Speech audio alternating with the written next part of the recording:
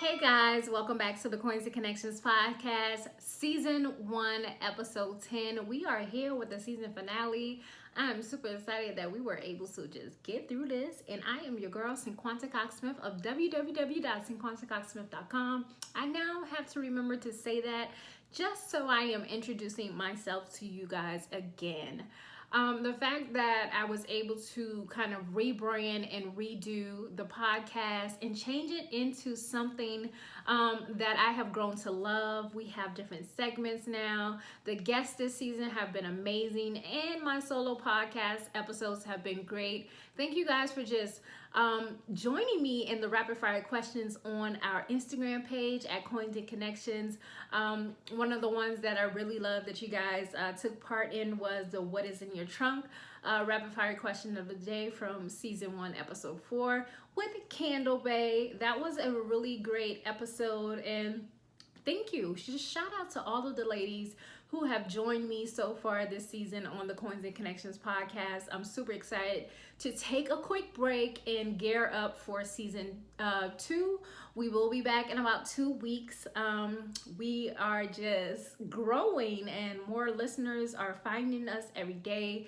More people are interacting with our Facebook page, our Instagram page. More people are purchasing items. They're getting their manifestos, coins, sticky notes, and journals. And the manifestation meditation was amazing. Thank you to Sundage who did that for me. But on the season finale, since we've been through a whirlwind of my therapy drama, well, it wasn't really therapy drama, but my therapy woes, I wanted to just give a therapy update in this episode and then kind of just talk to you guys about some great things that are coming up. All right, guys, so we are going to get into our rapid fire question of the day. The rapid fire question of the day is basically a question that I ask and you guys answer, but it's a solo episode. So today I am just going to answer the question myself. So the question of the day is, if you could get yourself anything, what would you get? I don't know. Like, I really would probably buy office furniture. If you guys are watching on YouTube, I recently, with the help of my husband, moved out everything out of my guest room and I made it my office. So the walls are bare, and usually the things that you would see behind me is not behind me. But because we are unsure of where we may be going next, if we are leaving, and then when we will be leaving, I am kind of on like a pause of purchasing things because we're just not sure. We're in that limbo of, are we leaving? Are we going to be going someplace? Are we going to be here? So I think if I could buy anything right now, it would definitely be like office furniture, so I can definitely like feel super creative in the space and just feel like my office is complete and it's like my sanctuary where I will come and do my work and record my podcast and talk to clients and just have most of the things that I want done. So if I could buy anything right now, it would be office furniture. And if you follow me, check my link in my bio for my Amazon wish list, because I do have a business wish list. So if you want to bless your girl with anything, I am open to that, okay? All right, guys, so we are going to get into this therapy update, and here are just a few things that I'm going to talk about. It took me 3 times to find the right therapist. It took me 3 times to find the right therapist. The first time I went because I felt like I was obligated to finish something that I started, no matter how bad I felt in my spirit about this therapist, that she was very nonchalant, not giving me what I need. She was always late, inconsistent. The second time I tried, the person forgot to even put me on their schedule. I was out in West Bumblefuck, did not know where I was, and I didn't even get to see a therapist. The third time I went based off of my insurance. I checked out her website.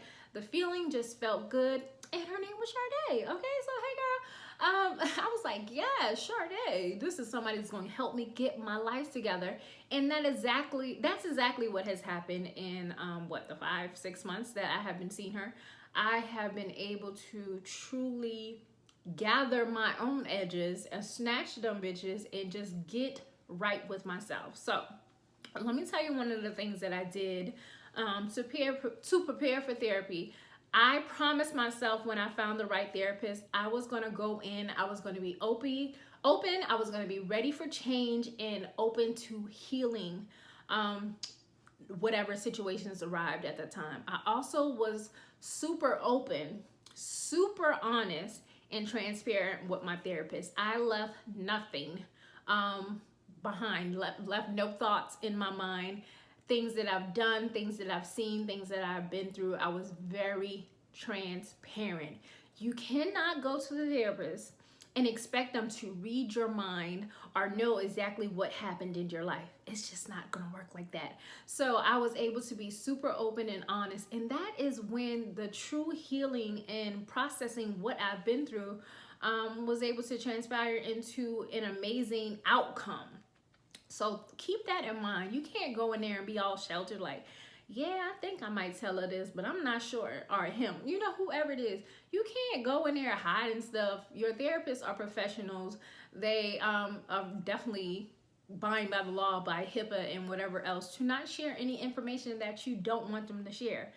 And you should never feel like you're being judged by your therapist either, because if you do feel that way, then I would suggest that you leave that person and find someone else. Because I definitely wanted to make sure that I know some things that I was going to talk about was heavy, and I wanted to, not feel like, oh, when I opened up and I said this, that they're looking at me like, oh, sure. No, you don't want that. So just keep that in mind. I had clear goals when I went in there. I'm like, yo, these are the things I want to accomplish. I wanted to accomplish and understand why I do certain things and why I am, or why I react the way I react. I wanted to heal from certain situations that I have been holding on for years.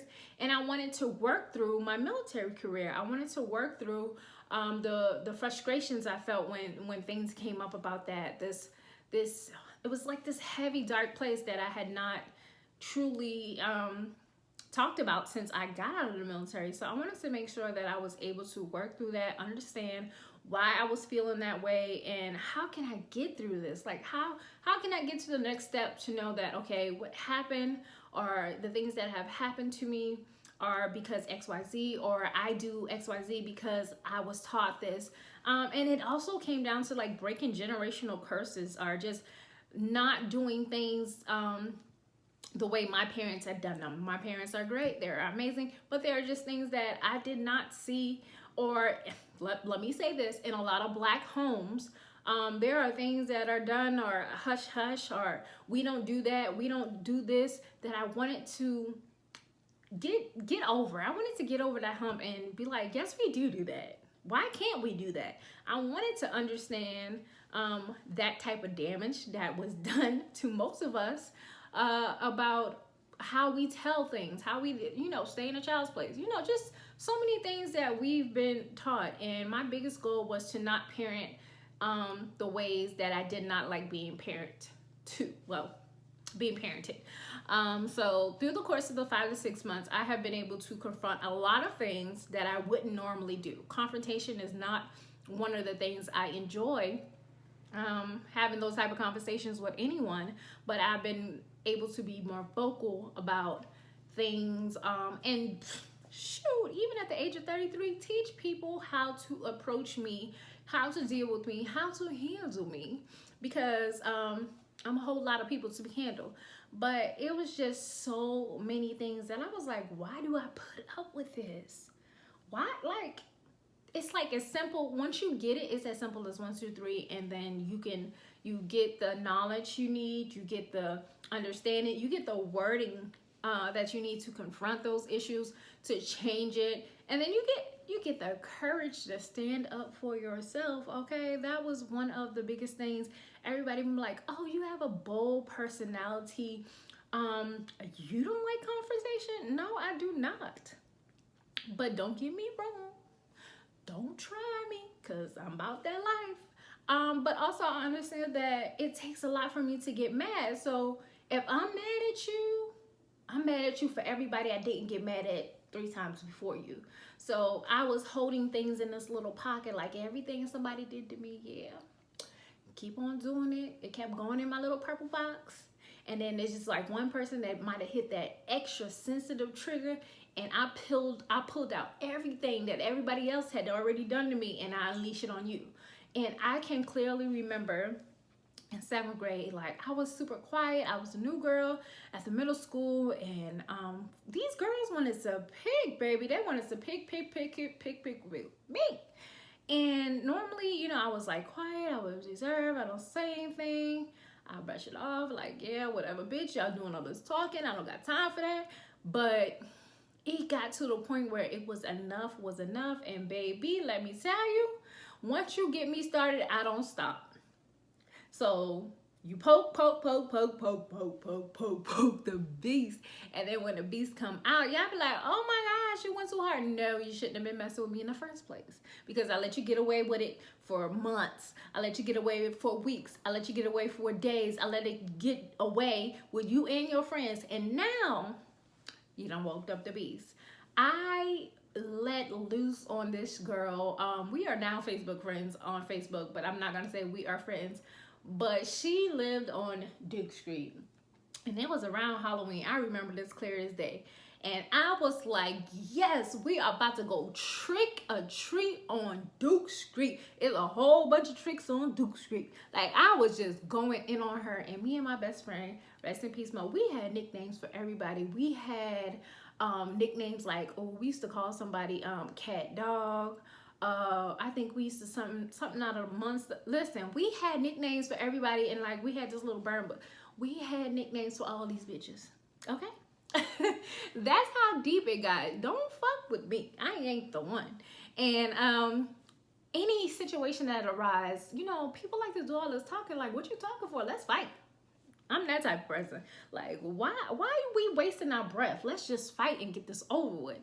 So I had to understand that I wasn't always mad at that one person that I unleashed it on. I was mad at everybody that led me up to that person, and that person was just the lucky one that got it. And when they got it, they got it. We also talked about the effects of my medication that I was on. I was feeling super numb the days that I was on my medication. I was just feeling numb to everything, to feelings, to not be able to express things. Nothing would get to me. I couldn't feel, and I didn't like not feeling emotions. Like, I wanted to be super romantic with or without the medication, and just being on it, I did feel super numb to just, you know, the things that you would normally just feel. I had no feeling, and I was those days I would be super productive and ready, and full of energy. But then when I was off, I would be like, I don't want to do anything. But then recently that has changed, and I have not been on my medication for a few days. Also because I forgot to fill my prescription, but I have been doing really well without it. So this is just one of the things that happens. Sometimes you should not wean yourself off of medication. I did talk to my doctor. We talked about changing my medication. I'm taking it every day, every other day. And I talk freely about this because being on any type of medication does not make you crazy. It just makes things easier for you to bear with. It makes things easier for you to function. I never want to sit, wallow, and weep in my own depression and my own sadness. That shit is heavy and it's hard. So medication may not be right for you. I am willing to try it all to get the results I need. I'm willing to try it all to just even feel better about the situation that I'm going through. So that was really important to me. So I am going to continue on it, lower dosage every other day. And then once outside open back up, whenever it opens back up, and I can really be assessed by a psychiatrist, and we talk about the effects of different medications, I think that will be another conversation I'll have. I am now more aware of my triggers, what triggers me, if it's a scent, if it's a smell, if it's a word that triggers me, I am more aware of what that is, and I have the tools to use to de-escalate my feelings and put me back in a great headspace where I am not attacking anybody or snapping at anybody. I am not as angry as I used to be. So that is always a plus. I have not been depressed in a long time. I would say weeks, months. I often go through my days, which we all do, and then it depends on the weather. When the weather is bad, I'm just sometimes in a mood. It's just like dreary outside. I do open windows a lot more often now. But you know, sometimes we're just down and our vibrations are super low. And that's normal for anybody. I have not had an anxiety attack in 2020, thank God. Those were really bad. I would just get to heavy breathing, feeling like I can't breathe. My chest was caving in, and I would just cry, and I would even know like why. But that's how my anxiety attacks came to me. And I will tell you a few things that I'm still working on. And my therapist, we are now seeing each other only twice a month. I used to go once a week. So from the 5 to 6 months that I have been going, I've been able to graduate, girl. I've been able to graduate to every 2 weeks. So that to me is like amazing in itself, because I thought I was going to need every week for a long time. Some of the things that I still need to work on is how I handle criticism and critique, which I internalize as someone telling me that I am not good enough. Also taking on the energy or expectations that people should have for themselves, including how I feel when I'm loyal to someone and they didn't return that. My biggest problem area is my gift of giving, and I'm still working on what it means. Because when I stop, I just cut people off, and I've gotten to the level of fuck you and everything kind of quick. And I also, let me see, I wrote about just when you create something just for your brand, for you, that you're like, oh my gosh, this is going to be so good. And then somebody swagger jacks you like hard and then applies exactly what you've been doing to their brand. They are not staying in their lane. And that irks my booty hole. I feel it deep down in my spirit. It makes my ass itch. Okay. It's like Pepsi doing this bomb ass commercial and Coke come along and be like, yeah, we gonna do that too. It's like, we all see it, we all notice it. So Coke, won't you stay in your lane? Pepsi got this. So y'all think of it as good. Yes, there are so many sodas out here in the world. There's so much bread on the bread aisle. But when someone does something super unique to their brand and then you apply it to yours, it does not give the same look or the vibe, because you know that's not what your brand, that's not something you came up with. It's not unique to your brand. I need to know, do y'all feel this? Like, I'm gonna steal this from so because I can use that too. But then it don't last long because it's not unique to your brand. It's not something that you came up with. So then it's like, it's going to fall and stumble within a month or two. You may be able to hang on to it for a little while, but because it's not unique to your brand and it's probably not speaking to your audience, it's not going to work out for you. So think of that the next time you may think, oh man, that's a good idea. I'm going to do that too. Don't do that. Okay. That's our secret. Don't do that. Don't do that shit. Okay, so that is pretty much it for our topic of today with my therapy update. I hope you guys learned some new stuff about me. I hope you guys are even thinking about going to therapy. If I haven't inspired you to seek out a therapist, or just be more open and honest with your therapist, I feel like this podcast will help someone today.